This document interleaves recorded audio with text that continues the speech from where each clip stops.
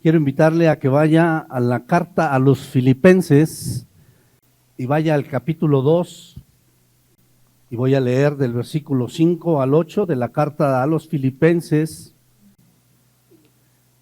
Haya pues en vosotros este sentir que hubo también en Cristo Jesús, el cual siendo en forma de Dios, no estimó el ser igual a Dios como cosa a que aferrarse, sino que se despojó a sí mismo, tomando forma de siervo, hecho semejante a los hombres, y estando en la condición de hombre, se humilló a sí mismo, haciéndose obediente hasta la muerte y muerte de cruz.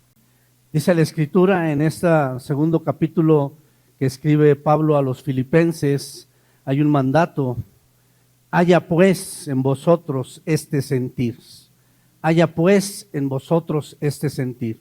Cuando nosotros leemos la Biblia, a veces la leemos de manera que vamos leyendo sin tomar a consideración o sin profundizar realmente lo que estamos leyendo.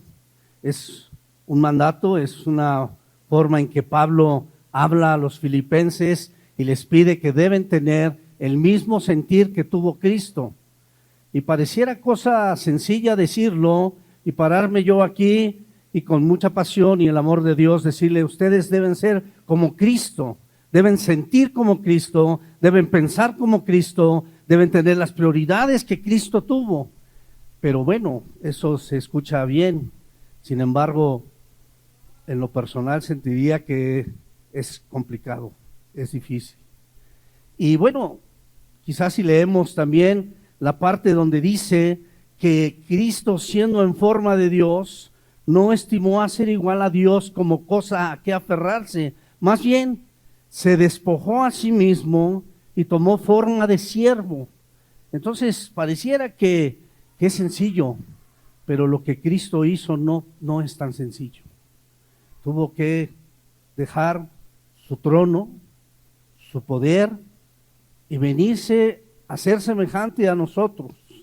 De manera que yo le preguntaría esta tarde: ¿qué se necesita para tener ese sentir? ¿Qué necesita usted para obedecer esto que insta el apóstol Pablo a decir: haya pues en vosotros este mismo sentir que hubo en Cristo? ¿Es fácil? ¿De qué está hablando Pablo? ¿Qué es lo que les está poniendo? Porque esta carta a los filipenses, por pequeña que es, tiene muchos principios y valores del evangelio. Es una pasión de Pablo por el evangelio, es una pasión por la gente de Filipos, en su orar, en su caminar, en ver que la gente vaya haciendo. Él tiene claramente, dice el capítulo 1, estoy seguro y estoy persuadido de esto, que el que inició la obra, él la terminará. Es por un lado eso, que él sabe que Dios terminará esa obra que inició con cada uno de los que estaban ahí, ¿no? Pero también sabe que es un trabajo, que es un desgaste, que muchas de las cosas que pasaron en su vida fueron benéficas para el evangelio. Por eso se atreve a decir: para mí el vivir es Cristo. Quisiera irme, quisiera morir y estar en la presencia de Dios. Ese es el regalo que se me ha prometido. Pero no sé qué sea mejor, si irme a la presencia de Dios o estar aquí. Y estar aquí por ustedes, dice. Y caminar y seguir, porque para mí el vivir es Cristo. Y entonces quiero mirar qué es lo que necesitamos para tener ese sentir. ¿Qué se necesita obtener? Y podemos mirar que algunas versiones hablan o de actitud o de pensamientos. La Nueva Versión Internacional y Nueva Traducción Viviente dicen: tenga la misma actitud que tuvo Cristo. Tengan, ya no habla de un sentir, habla de una actitud. La traducción al lenguaje actual dice: tenga la misma manera de pensar que tuvo Cristo. La manera de pensar. Y la palabra de Dios para todos dice: piensen y actúen como Cristo. No solamente pensar, sino actuar como Cristo. Y es que la actitud es nuestra respuesta emocional y mental a las circunstancias de la vida. Entonces la actitud guarda las dos, por eso he puesto este mensaje, la actitud correcta del cristiano, la actitud correcta, porque la actitud trabaja con tus sentimientos, con tus emociones, pero también con tu mente. Y entonces esta actitud es la reacción externa a pesar de la condición interna. Puede usted darse cuenta que en una semejante situación la gente toma diferentes actitudes, ¿no? Entonces tiene que ver con mi reacción externa, no importa, a pesar de las condiciones internas. Y entonces decía yo que esta pasión que tiene Pablo, este caminar que tiene Pablo, insta a la iglesia de Filipos, ¿sí?, de alguna manera a que sean unidos, a que caminen correctamente, a las bases que tiene el cristiano. Y en este capítulo 2 podemos mirar en el inicio. Por tanto, dice el versículo 1 del capítulo 2, si hayan una consolación en Cristo, si algún consuelo de amor, si alguna comunión del Espíritu, si algún afecto entrañable, si alguna misericordia, completad mi gozo, sintiendo lo mismo, teniendo el mismo amor, unánimes, sintiendo una misma cosa. Y entonces viene una manera en la cual antecede a este pasaje que dije yo, haya pues en vosotros. Cuando dice haya pues, es como la conclusión de lo que viene diciendo. Haya entonces, pues, después de lo que he dicho, en ustedes este mismo sentir, esta misma manera de pensar, esta misma actitud que tuvo Cristo. Y entonces, aquí hay unos parámetros que pone, que es del mundo. Nada hagáis por contienda o por vanagloria. La mayoría de las personas en este mundo buscan una posición. Jesús tenía una posición, ¿no?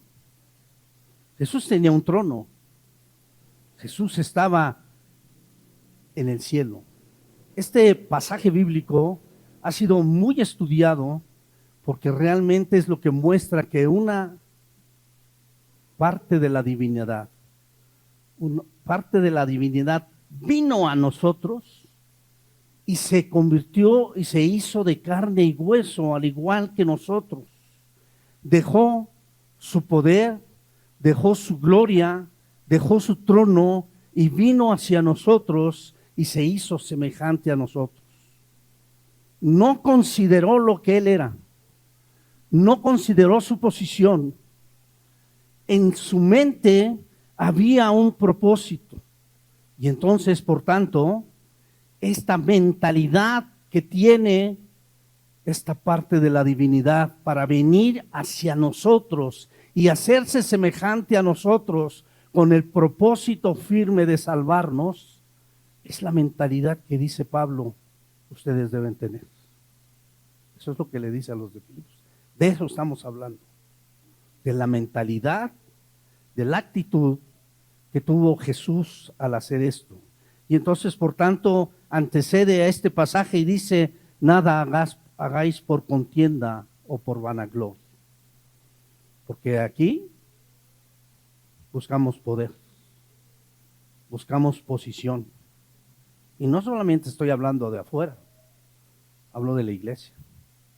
Y no importa la contienda que genere, pero yo quiero estar ahí, yo quiero aquello, yo quiero esto. Y entonces eso genera contienda o la vanagloria, una gloria falsa. Nadie absolutamente hace las cosas como yo. Creo que me necesitan porque seguramente nadie lo hace como yo. Mire, hermano, no es que yo quiera estar ahí, pero dése cuenta, nadie como yo. Así somos los seres humanos. Bueno, no es que quiera yo luchar y pelear y dar mi vida por ser una persona de éxito, Más bien, busco tener una posición, busco llegar a ese lugar para entonces poder ayudar a la gente. Así nos dicen los políticos. Y no lo creemos, ¿no? ¿Será cierto? La verdad es que en el corazón humano existe esa situación de tener una vanagloria. La palabra es vanagloria, pero eso significa una falsa gloria, una falsa forma de pensar en uno mismo, que quizás propiamente la llevo o quizás ustedes la generen. Pero entonces llega a un punto que entonces hay una vanagloria. Dice, antes bien, con humildad, estimando cada uno a los demás como superiores ¿a quién? Si tú volteas a tu alrededor, debes pensar más grande en los que están a tu alrededor que en ti mismo. No mirando cada uno por lo suyo propio, porque así somos. Yo primero, después yo, y más allá yo, y al último, bueno, allá al último sigo estando yo. O sea, nada es más importante que yo. Ese es el ser humano. Y entonces, después de tomar este punto, dice, sino cada cual también por lo de los otros. No solamente tú eres importante, tu prójimo es muy importante. Y entonces por eso define Pablo, haya pues en vosotros este sentir que hubo también en Cristo Jesús. ¿Qué necesitamos para tener ese sentir? ¿Qué necesitamos para tener esta manera de pensar? Porque por lo que veo aquí, Jesús lo tuvo. Jesús lo hizo. Se despojó de sí mismo y no le importó hacerse igual a usted y a mí. Tuvo una forma de hombre, ¿sí? Y se hizo forma de siervo. Tomando forma de siervo, se humilló y se hizo semejante a nosotros. Entonces quiero iniciar para que usted conozca, según la Biblia, las características del ser humano. Quiero llevarle al Evangelio de Mateo para que usted vea las características que tenemos los seres humanos, por si alguno de ustedes piensa más de sí mismo. Capítulo 7, versículos 7 al 12. Dice la Escritura, pedid y se os dará, buscad y hallaréis, llamad y se os abrirá, porque todo aquel que pide recibe, y el que busca halla, y al que llama se le abrirá. ¿Qué hombre hay de vosotros que si su hijo le pide pan, le dará una piedra? O si le pide un pescado, le dará una serpiente. Pues si vosotros, siendo ¿qué? ¿Cómo? Malos, sabéis dar buenas dádivas a vuestros hijos, cuanto más vuestro Padre que está en los cielos dará buenas cosas a los que le piden. Entonces, ¿cómo somos? Malos. ¿Quién dijo estas palabras? ¿Quién? Malos. Ese es el corazón humano. Esa es la condición del hombre. ¿En dónde está el problema de esta maldad? Sí, deja claro la Biblia que el ser humano es malo. Y no solamente en este pasaje, podría darles algunos de Romanos y introducirme, pero entiendo perfectamente que ustedes saben que nosotros somos malos. Ahora, déjeme ir al profeta Jeremías para que usted pueda ver dónde está el problema, porque quizás el problema podría estar en alguna situación equívoca en nosotros, pero vamos a ir firmemente a donde está el problema. Jeremías capítulo 17, versículo 9 y 10. Engañoso es el corazón más que todas las cosas. ¿Y cómo? Perverso. ¿Dónde está el problema? Engañoso es el corazón más que todas las cosas y perverso. ¿Quién lo conocerá? Yo, Jehová, que escudriño la mente, que pruebo el corazón para dar a cada uno según su camino, según el fruto de sus obras. ¿Quién conocerá tu mente y tu corazón? ¿Dónde está el problema del ser humano? ¿En el corazón? De ahí surge todo. De ahí nacen las cosas.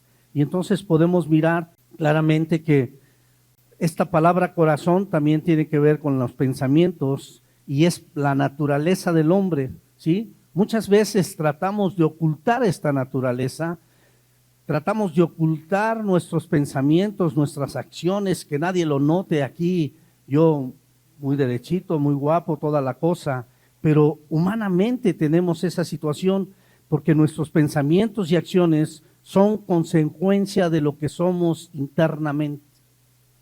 ¿Qué hay dentro de ti? ¿Qué hay en tu corazón? ¿Qué hay en tu mente? Eso es lo que eres.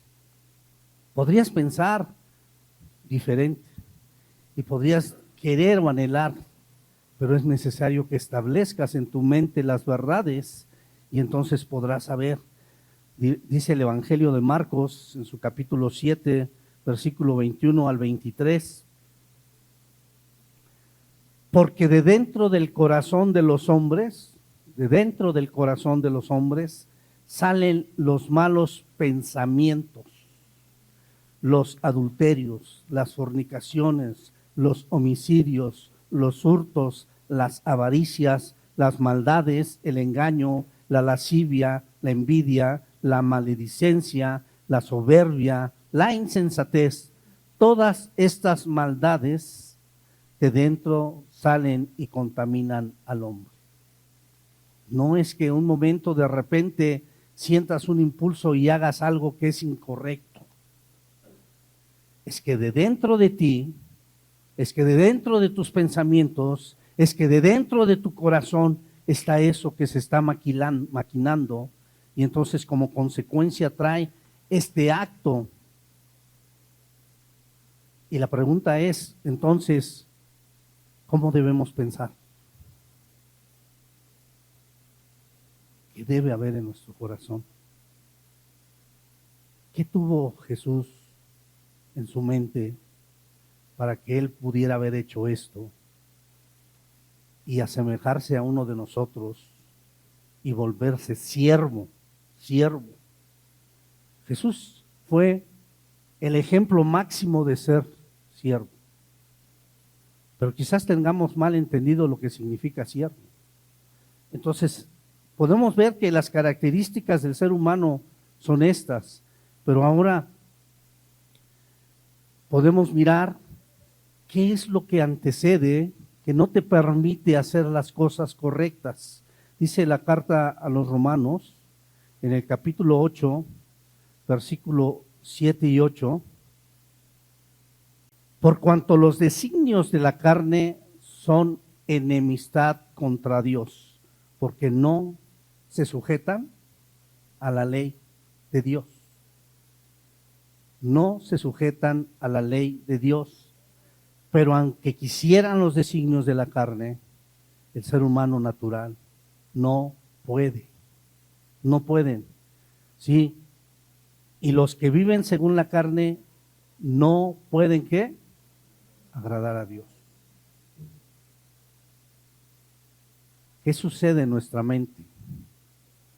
¿Qué tenemos en la mente? ¿Qué hay en nuestro corazón? Porque tan fácil se nos pide, haya pues en vosotros este sentir que hubo en Cristo, y pareciera fácil lo que insta Pablo, lo que pide Pablo a los filipenses, pero a veces cuando uno está en el púlpito puedo hablar la palabra y decir e invitar y exhortar, parece que 2, 3 horas después no pasó nada. ¿Por qué? Por la condición del hombre, por nuestra propia condición. Porque lo que somos y tenemos no puede agradar a Dios si no lo hacemos de la manera correcta. Y entonces podemos mirar que no pueden. Ahora, vamos a mirar qué es lo que significa ser siervo según la Biblia. Siervo según la Biblia. Y aquí, no lejos de Romanos, en 1 Corintios capítulo 4, habla de nuestra posición.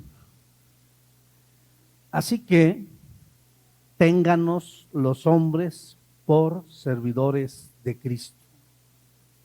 Esa es la imagen que debes dar a la gente. Servidores de Cristo y administradores de los misterios de Dios. Ahora bien, se requiere que los administradores de ellos, cada uno sea hallado como fiel, fiel, fiel a lo que te comprometes, fiel a lo que quieres, fiel a lo que quieres dar. El siervo. Y entonces, la vida de un siervo no tiene que ver como lo vemos aquí en el mundo. Todos los políticos quieren servir. Yo quiero ser servidor público. ¿Cómo para qué? ¿Para apoyar a la gente? ¿Para apoyar al pueblo? ¿Para qué? Para hacerse de sí, de los beneficios. Esto no es según la Biblia. La Biblia habla de que la vida de un siervo está dedicada a los demás. La vida de un siervo tiene como la característica propia de que piensas más en los demás. Yo alguna vez dije, creo que empiezas a entender la vida cristiana y empiezas a cimentar la vida cristiana cuando empiezas a mirar por los demás. Y no obligatoriamente. Y no algo que tú digas, no, tengo que servir, tengo que dar, tengo que hacer, sino que de tu corazón surge el querer servir a los demás. Cuando eso sucede, yo te diría, creo que estás empezando a vivir la vida cristiana. Eso somos, siervos de Cristo, siervos de Dios, siervos de Dios.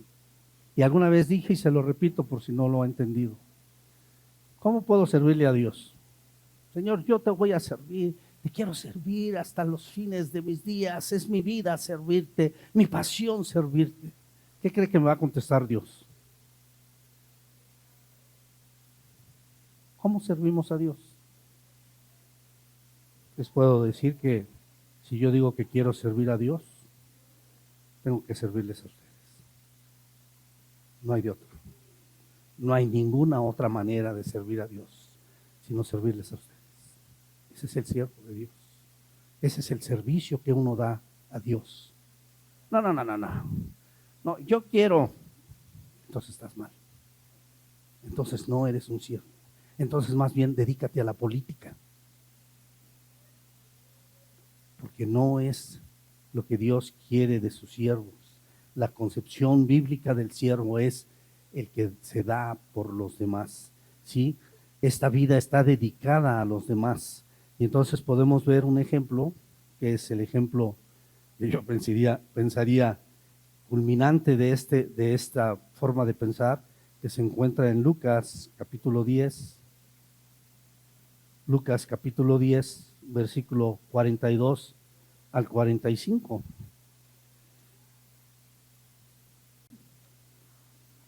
Este pasaje habla de Zebedeo, los hijos de Zebedeo. Si me ayuda alguien, porque según yo lo apunté mal. Los hijos de Zebedeo se acercaron a Jesús y le pidieron que uno estuviera a su derecha y otro a su izquierda. De hecho, en otro pasaje bíblico, quien se lo pide es su mamá. ¿Y qué le contestó Jesús a ellos? El tomar de mi copa, el tener el bautismo que yo tengo no es problema. ¿Saben cuál es el problema? Que eso no está en mi potestad. Y dice Jesús claramente, en mi reino no será así. En mi reino dice que el que quiera ser primero será el que sirva a los demás. ¿Marcos qué? Ok, lo apunté mal. Muchas gracias, Samsi. Marcos 10. Lo voy a leer para recapitular esto. Entonces Jacobo y Juan, hijos de Zebedeo, se le acercaron diciendo, Maestro, querríamos que nos hagas lo que pidiéremos. Él les dijo, ¿qué queréis que os haga? Ellos dijeron, concédenos que en tu gloria nos sentemos el uno a la derecha y el otro a la izquierda. Entonces Jesús les dijo, no sabéis lo que pedís. ¿Podéis beber del vaso que yo bebo o ser bautizados con el bautismo que yo soy bautizado? Ellos dijeron, podemos. Jesús le dijo, a la verdad del vaso que yo bebo beberéis, y con el bautismo con que yo soy bautizado seréis bautizados. Pero el sentarlos a mi derecha y a mi izquierda no es mío dadlo, sino aquellos para quienes está preparado. Cuando lo oyeron los 10, comenzaron a enojarse contra Jacobo y contra Juan. Yo tengo aquí una pregunta. ¿Qué les dio coraje a estos 10? Porque los que pidieron fueron 2, los hijos de Zebedeo, Jacobo y Juan. ¿Qué les daría coraje a estos 10? ¡Qué bárbaros! No saben ni lo que están pidiendo. ¿Será? No te adelantes. ¿Y yo qué? Yo también he trabajado por ese puesto, ¿no? ¿No será? Yo también he estado aquí para que el día que escojan me considere, ¿no? Porque esa es la forma humana, ¿no? Y entonces se enojaron contra ellos, mas Jesús llamándolos, vengan, les dijo, ¿sabéis que los que son tenidos por gobernantes de las naciones se enseñorean de ellas y sus grandes ejercen sobre ellas potestad? Eso sucede aquí, en este mundo. Y entonces dice algo muy, muy, muy bien, muy bueno. Pero no será así entre vosotros. Y esta es palabra para todos nosotros.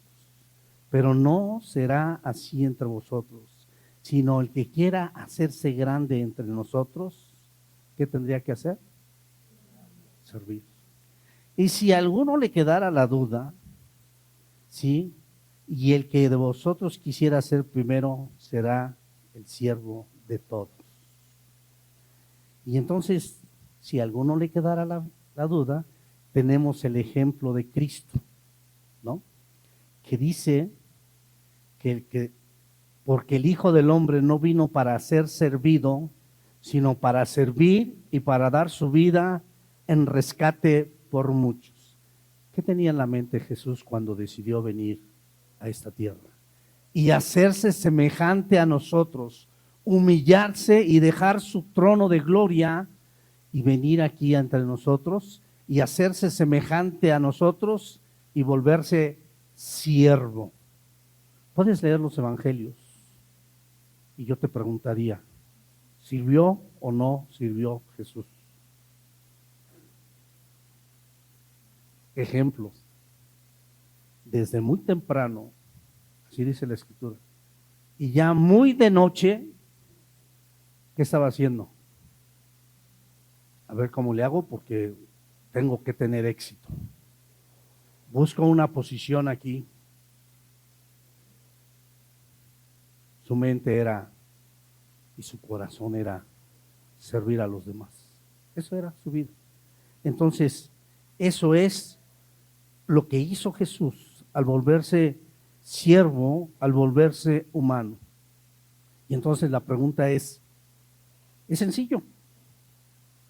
Haya pues en ustedes y en mí mismo este sentir, esta forma de pensar, esta actitud que hubo en Cristo. Así que desde ahora en adelante haya para ustedes ese sentir, así que piensen, actúen y vivan como Cristo. Amén. ¿No? Sencillo, ¿no? ¿Pueden o no pueden? ¿Sí o no? ¿Pueden o no? ¿Qué necesitamos? Yo veo a unos bien convencidos, así como, no, si quieres de una vez, hermano, ya vamos. Y otros así como, no, espéreme. Y eso me da gusto, porque algunos, ¿qué necesitaremos? ¿Qué necesitaremos para este sentir? Y entonces necesitamos sentir como Cristo. Necesitamos sentir como Cristo. ¿Cómo haré para sentir como Cristo? ¿Conoces a Cristo? ¿Puedes ver sus pensamientos? ¿Puedes mirar su corazón? Te pregunto sobre una característica de Cristo, una sola, dime, ¿cuál? ese hombre que vino y estuvo entre nosotros, dice la Escritura en Juan, y caminó entre nosotros. Dime solo una característica de ese hombre. Amoroso, ¿cómo? Humilde, amoroso, escuché por ahí, ¿sí? ¿Por qué sabes que Jesús era humilde, Andrés? ¿Cómo supiste? ¿Dónde viste eso? Sencillo. ¿Quieres saber cómo piensa Cristo? ¿Quieres saber cómo siente Cristo? ¿Quieres saber lo que Cristo quiere de la iglesia? Vaya a la Biblia. Métase a la Biblia. Conozca el sentir claro y puesto de Jesús. Y entonces su mente va a ser transformada. Pasaje favorito, Romanos capítulo 12, versículos 1 y 2. Así que, hermanos, os ruego por las misericordias de Dios que presentéis vuestros cuerpos en sacrificio vivo, santo, agradable a Dios, que es vuestro culto racional. No os conforméis este siglo, sino transformaos por medio de la renovación de vuestro entendimiento, para que comprobéis cuál sea la buena voluntad de Dios, agradable y perfecta. Y entonces, cuando hablamos del sentir como Cristo, de la característica o lo necesario para poder tener el mismo sentir, hablamos de una renovación de la mente para ver el mundo y la vida desde una perspectiva divina, ¿sí? Esta transformación nos va a permitir discernir la voluntad de Dios, como lo acabamos de leer, y vivir de acuerdo con los valores espirituales, en lugar de moldearlos o dejarnos llevar o caminar hacia los valores o los principios de este mundo. Eso debe de hacer, ¿sí? La clave es renovar tu mente. Ahora, todos los seres humanos pensamos, ¿no? ¿Se piensa o no se piensa? Y entonces, la idea parece sencilla, pero es profunda. Encierra un profundo significado, ¿sí? Porque solamente actuamos conforme a lo que pensamos. ¿Y qué es lo que pensamos? Lo que le metemos a nuestra mente. Y entonces nuestra mente establece lo que realmente tenemos porque le hemos dado, y entonces te es fácil pensar lo que tú has alimentado esa mente. ¿De qué alimentas tu mente? ¿No? Porque aquí habla no solamente de una transformación externa, de un, véanme bien, véanme cómo hablo, véanme en mi postura, y por dentro, ¿quién me puede ver? Dios.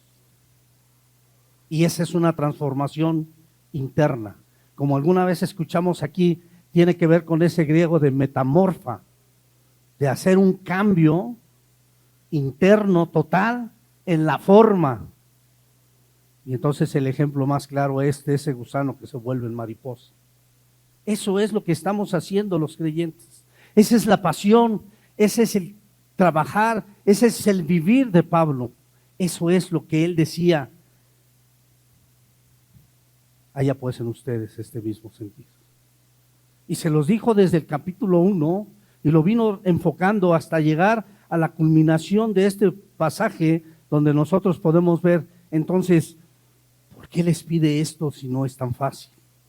Porque entonces sabe que ellos están dando, cambiando, transformando su mente para que entonces puedan transformar sus acciones. Cambias tu mente y de inmediato van a cambiar tus acciones. Entonces, necesitamos la mente de Cristo, o necesitamos saber cómo piensa Cristo. Culmino con el último punto, la mente de Cristo, y voy a primer capítulo de Corintios, capítulo 2, versículo 11 al 16. Vamos a mirar lo que dice la Escritura en el 11 al 16. Porque ¿quién de los hombres sabe las cosas del hombre, sino el espíritu del hombre que está en él? Así tampoco nadie conoció las cosas de Dios, sino el Espíritu de Dios. Y nosotros no hemos recibido el espíritu del mundo, sino el Espíritu que proviene de Dios, para que sepamos lo que Dios nos ha concedido, lo cual también hablamos no con palabras enseñadas por sabiduría humana, sino con la enseñanza del Espíritu, acomodando lo espiritual a lo espiritual. Pero el hombre natural no percibe las cosas que son del Espíritu de Dios, porque para él son locura y no las puede entender, porque se han de discernir como espiritualmente. En cambio, el espiritual juzga a todos, juzga todas las cosas, pero él no es juzgado de nadie. Porque ¿quién conoció la mente del Señor? ¿Quién la instruirá? Mas nosotros tenemos la mente de Cristo.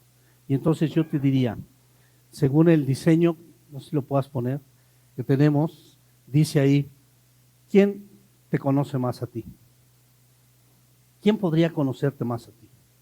Según lo que acabamos de leer, tu espíritu. Ahora, ¿quién conoce más a Dios? ¿No? Así lo dice claramente. Ahora viene lo interesante, ¿no? Nosotros tenemos al Espíritu Santo, que es el Espíritu de Dios. ¿Sí lo tenemos? ¿Amén? ¿Sí? ¿Amén? No lo veo muy decidido, porque decir, no, ¿qué tal que me va a preguntar? ¿Tiene el Espíritu Santo de Dios o no lo tiene? Y si lo tiene, entonces, ¿qué debería suceder con usted? Porque no tiene un espíritu de cobardía, sino de ¿qué? De amor, de dominio propio.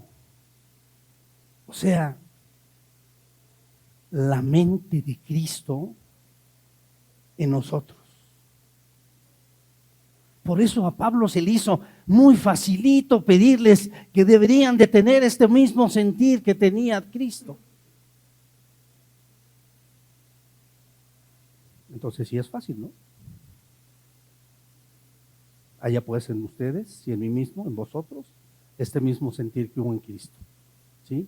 El cual, siendo Dios, no se aferró a eso, sino que se despojó de sí mismo y tomando forma de siervo, se humilló a tal grado que se hizo como uno de nosotros, de carne y hueso.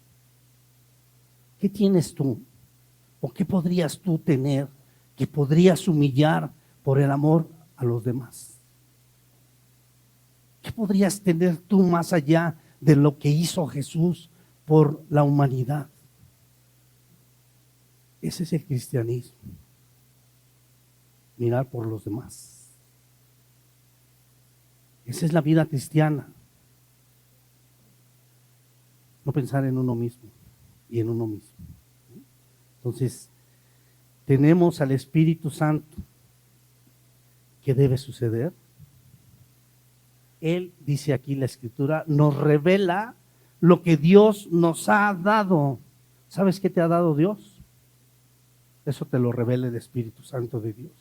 Y si el Espíritu te lo revela, creo yo que te dejaría con la boca abierta. Realmente tendrías que dejarte y dar la gloria a Dios. ¿Qué te ha dado Dios? Nos enseña las cosas espirituales, las que el hombre natural no puede, aunque quisiera, no puede tener. Si tienes el Espíritu de Dios, tienes visión espiritual. Y dice que el hombre natural no puede tenerlas. Y lo creas o no, hermano, tienes la mente de Cristo. Tienes la mente de Cristo. Así termina diciendo este pasaje, porque nosotros tenemos la mente de Cristo. Entonces, prácticamente podríamos ver qué es lo que se necesita entonces para poder tener el sentir que tuvo Cristo. Y solamente fue un paso de Pablo, pero hay muchas cosas más allá de la humildad, como bien decía Andrés, del despojarse y hacerse con nosotros.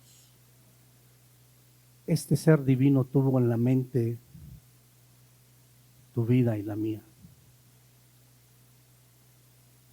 No sé qué pase con tu prójimo, pero más allá de sea quien sea y como se llame, es un alma para Dios. Y tiene mucho valor para Dios. No sé cómo lo juzgues, pero para Dios vale mucho. Entonces, ¿cuál es la actitud correcta que tiene que tener el cristiano? Te invito a que reflexiones mientras mis hermanos del grupo de alabanza pasan y podamos cantar este canto.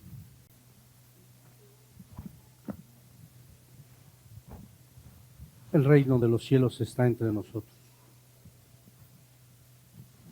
Escucha este canto y la primera parte lo vamos a escuchar. Cuando se vuelva a cantar, te pido que te pongas de pie y lo cantes. Escuche su letra y realmente mires si eso es lo que tú sientes para el Señor.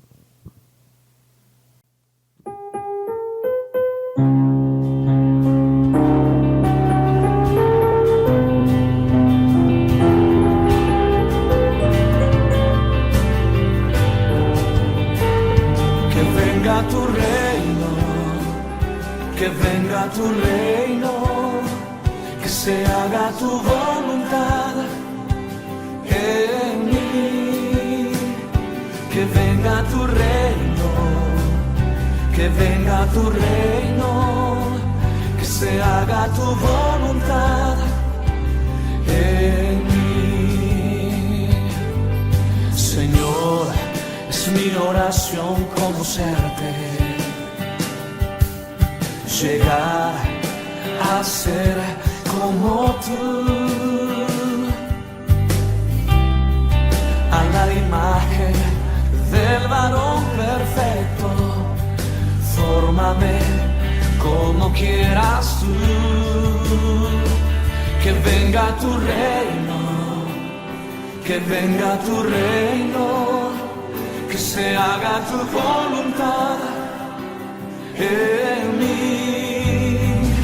Que venga tu reino, que venga tu reino, que se haga tu voluntad en mí.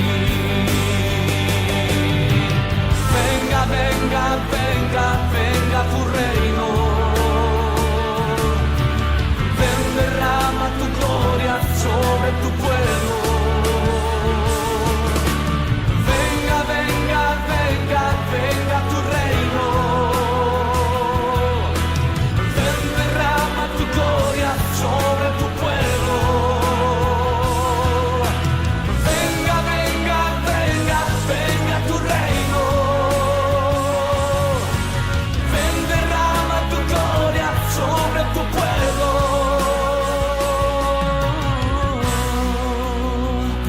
Que venga tu reino, que venga tu reino.